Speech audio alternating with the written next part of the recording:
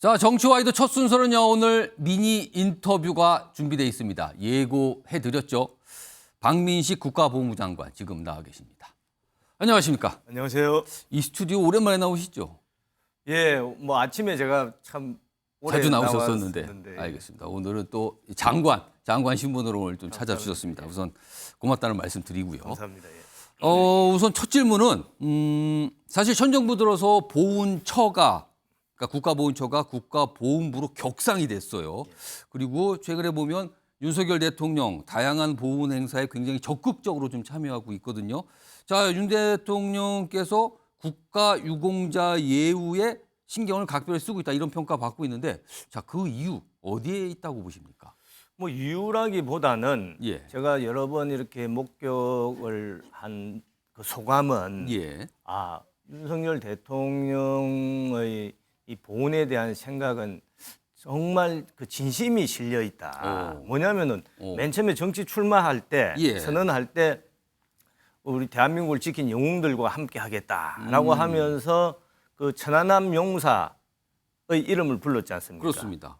그리고 늘 뭐 공석이든 사석이든 잘 쓰는 그 멘트가 뭐냐면은 국방과 보훈은 동전의 양면이다. 그러니까 국방이 중요한 거는 우리 대한민국 국민 잘 다 아시지 않습니까? 그렇습니다. 이 동전의 양면이라는 말은 국방과 보훈의 그 무게감이 똑같다는 뜻이지 않습니까? 예. 그래서 뭐 그냥 이렇게 어떤 세리머니 이런 거 할 때도 예. 보면은 너무 진심이 있어서 옆에서 좀 참모들이 뭐 예. 시간이다 뭐다 여러 가지 이제 바쁘지 않습니까? 그러면은 그렇습니다. 말려야 할 정도로. 더 있겠다, 더 가겠다. 예. 실제로 지난번 현충일 때도 그랬고, 예. 그러니까 뭐 그 부분은 진짜 누구도 의심을 할 필요가 없다. 이 보훈에 대한 예. 어떤 본인의 그 소신과 철학은 뭐 아주 확고하다고 저는 생각합니다. 그러고 보니까 윤석열 대통령이 기회가 될 때마다 천안함 티셔츠를 착용한 모습이 꽤 자주 나타났거든요. 아무튼 그것도 같은 맥락으로 좀 보입니다. 자, 이런 가운데요. 최근에 정치권, 이른바 역사 논쟁 치열하게 벌어지고 있고요. 사실 박민식 장관께서도 그 논쟁의 한가운데 계신 것 같아요. 그래서 우선 관련 영상을 정치와이드가 좀 준비했습니다. 확인해 보겠습니다.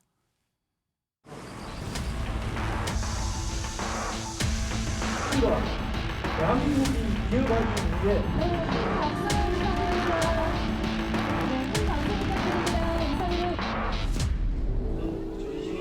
인민군을 인민군으로 말하는데 왜 그것이 이념의 색깔로 입히는 겁니까?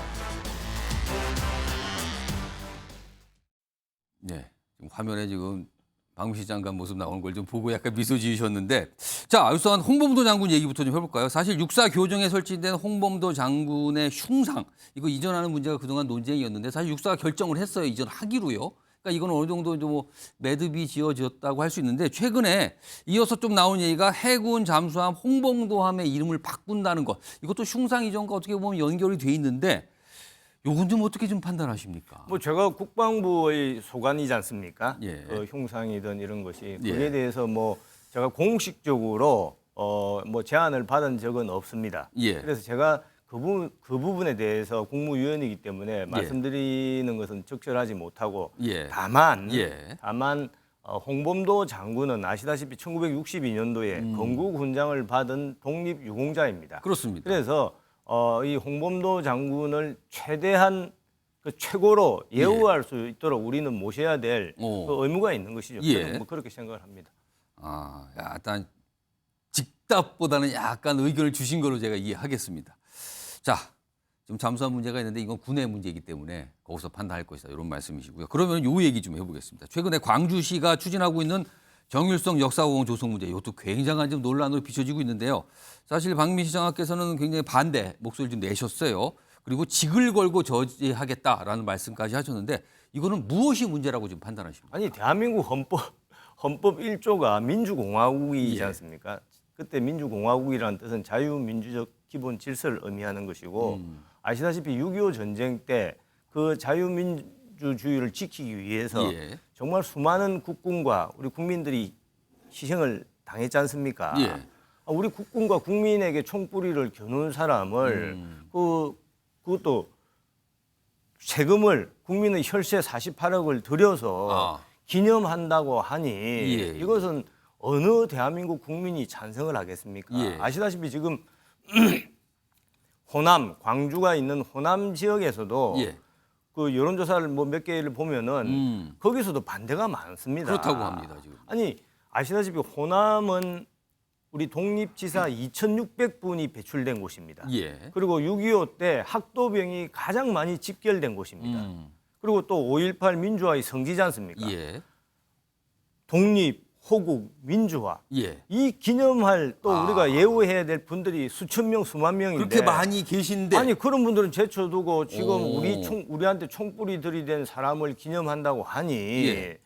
아 정말 저는 너무 이거는 나가도 너무 많이 나간 것이다. 예. 그리고 하나만 더 말씀을 드리면 예. 실제 제가 이렇게 저렇게 확인을 해본 바에 의하면 광주 시민들조차도 오. 이 정률성이라는 사람을 잘 몰랐어요 그동안. 아. 이름만 조금 들어본 뭐 그런 분들 몇 분 계신데 거기에 기념한다고 뭐 흉상이든 길이든 뭐 예. 많이 설치해 놨지 않습니까? 동상이 지금 이미 뭐 있다 그래요. 있죠. 여기. 그런데 거기에 지금 제가 이제 이야기를 한 정률성의 정체, 예. 6.25 때 우리 국민과 국군의 아. 총구리를 겨눴던 그런 부분은 싹 빠져 있는 거예요. 좀 뭐 어떻게 말하면은 광주 시민을 속인 것이죠. 제대로 알려지지 않았다. 그렇죠. 그냥 뭐 위대한 음악가다 이런 식으로 하니 참 저는 답답하게 생각을 합니다. 지금 말씀하신 최근에 여론조사를 보면은 사실은요 이 역사공원 정률성 역사공원 조성과 관련돼서 반대 여론이 훨씬 높게 나오는 게 사실이거든요.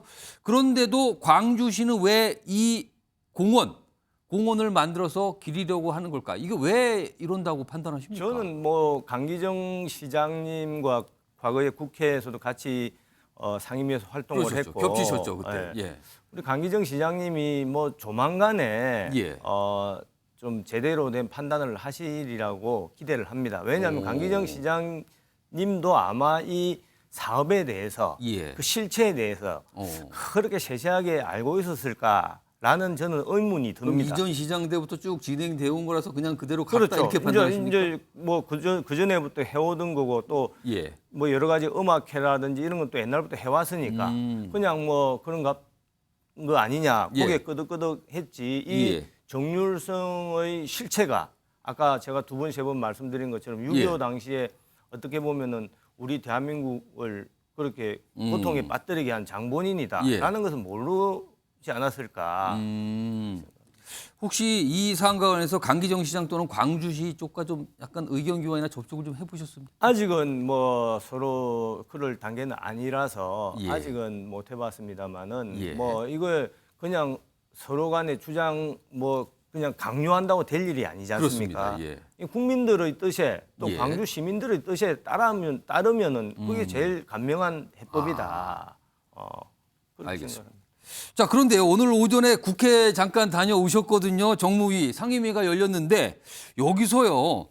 백선엽 장군 얘기를 꺼내다가 민주당 의원들과 약간 설전 같은 모습이 좀 잠시 있었거든요. 자, 그 영상 좀 준비했는데요. 먼저 그 영상 확인해 보고 인터뷰 이어가겠습니다.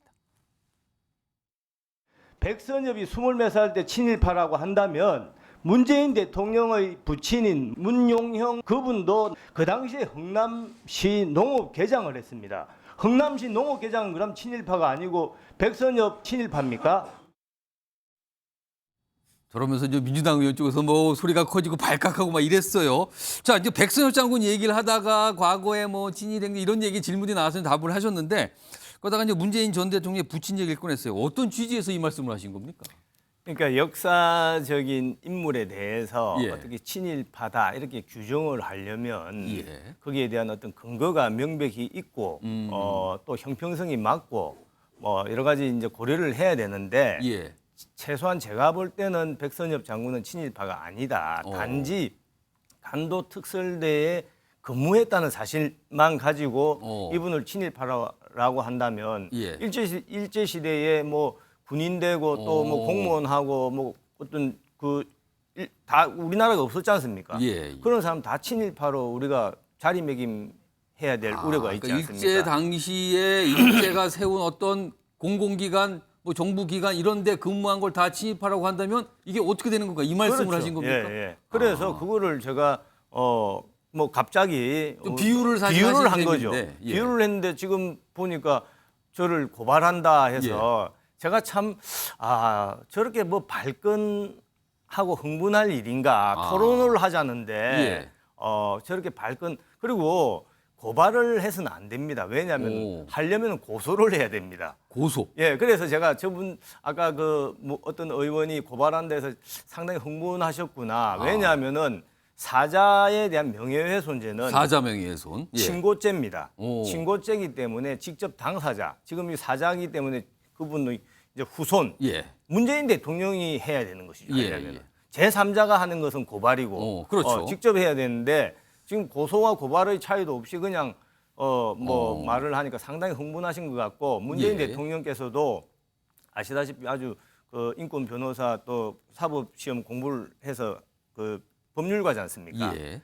사법시험 공부 1년만 한 사람이라면은 아까 제가 말한 그것이 사자 명예훼손 될 수가 없다는 거 잘 아실 겁니다. 오늘 사실 그 오전에 그런 일이 있었던 뒤에 오후에 윤건영 의원 등등 민주당 의원들이 이제 브리핑 기자회견을 통해서 그 얘기를 꺼냈거든요. 그래서 문재인 전 대통령 쪽에서 법적 조치를 취할 수 있다. 그리고 평산마을에 있는 그 문재인 전 대통령 뭐 비서실하고도 얘기가 됐다. 이런 얘기를 하는데 이게 법적 조치가 들어오면 어떡하십니까? 저는 뭐 안타깝지만 예. 그렇게 굳이 법적 조치를 한다면은 저는 나라를 바로 세우는 일이라고 생각을 하고 영광으로 생각하겠습니다. 그럼 적극적으로 약간 대응하시겠다 이 말씀이 들리네요. 알겠습니다. 아까 제가 처음에 방송할 때 현 정부 들어서 보훈처가 보훈부로 격상이 됐다 그랬거든요. 이제 처장에서 이제 장관으로 약간 이제 이게 바뀌어서 물론 청문회도 거쳤는데 처에서 부로 바뀌었을 때 하시는 일에 차이점이 생깁니까? 아니면 조직이 어떤 변화를 단적으로 말씀드리면 어떤 변화가 있다고 하실 수 있을까요? 뭐 제일 중요한 것은 나라를 위해서 희생하고 헌신한 분들의 그 자부심. 예. 그동안에는 아무래도 이 담당 부서가 예. 좀 뭐 여러 가지로 위상이 조금 다른 데보다 낮으면은 예. 제일 문제가 그렇게 우리 독립지사다 또 우리 호국 나라를 지키기 위해서 싸웠던 분들이 이분들이 우선 자존심이 상합니다. 왜 우리를 담당하는 데가 정부 부처에서 장관이 없는가? 예. 그래서 그런 부분에 대해서 좀 자긍심을 높이는데 저는 기여를 했다라고 생각을 하고 이것이 예. 단순히 어떤 조직의 그 크기를 예. 뭐 부처를 크게 작게 한다 이런 차원이 아니다. 이것은 우리 희생하고 헌신한 분들에 대한 어떤 자긍심 예. 이렇게 생각을 해주십니다. 그러니까 처장으로 하시다가 인사청문회를 거쳐서 장관이 되셨거든요. 근데 가장 차이점은 국무회의 멤버가 된다는 거 아닙니까? 원래 뭐 국가보훈처장도 예. 장관급이기 때문에 예, 장관급이죠. 거기도. 국무회의에 항상 참석을 합니다. 근데 국무위원은 아니었죠. 그렇죠. 이제 법적으로 국무위원은 아니기 때문에 예. 지금 이제 국가보훈부 장관은 뭐 의전 그 서열로도 지금 9위입니다. 꽤 높은 걸로 제가 알고 있습니다. 9위이기 때문에 예. 상당히 저는 책임감을 많이 느끼고 그 어떤 부 승격에 걸맞는 그런 역할을 우리 국가보훈부 전 직원들과 함께 한번 분골쇄신의 각오로 하고 있습니다. 알겠습니다. 이건 좀 마지막 질문인데요. 사실은 지금 국가보훈부를 맡고 계시지만 그 이전에 이미 정치이셨거든요. 물론 지금도 정치인신 분은 유지된다고 봐야 되는데 사실 내년 총선을 놓고 출마 가능성 끊임없이 뭐 당 안팎에서 나오는데 여당 내에서도 가능성을 강하게 말씀하신 분까지 있어요.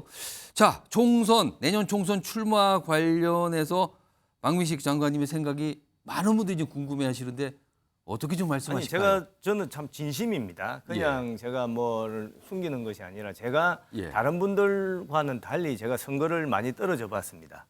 예, 선거를 떨어져서 제가 얻은 교훈이 예. 이 선거에서는 저 스스로의 의지보다도 그 고객들 결국 유권자들의 어떤 니즈, 필요 그게 가장 중요하다. 그래서 지금 뭐 국가보훈부 장관이고 또 다음에 총선 뭐 이런 데 대한 어떤 그 고객들, 유권자들 또 국민들의 그런 어떤 생각 이것이 저는 가장 중요하리라고 생각합니다. 그러면은 마지막까지 여론을 좀 보시겠다 이 말씀으로 들리기도 하는데요. 약간 정치적인 말씀, 정치적인 설명을 제가 해주신 것 아까 같은데요. 말씀드린 게 진짜 진심이고 이거는 선거를 제가 떨어져 봤기 때문에 제가 진짜 우리 MBN에 나와서 예. 책임감 있게 드리는 말씀입니다. 알겠습니다. 겸손하게 말씀을 해주신 걸로 이해하겠습니다. 감사합니다. 알겠습니다. 오늘 말씀 여기까지 듣도록 하겠습니다. 지금까지 박민식 국가보훈부 장관이었습니다. 고맙습니다. 감사합니다.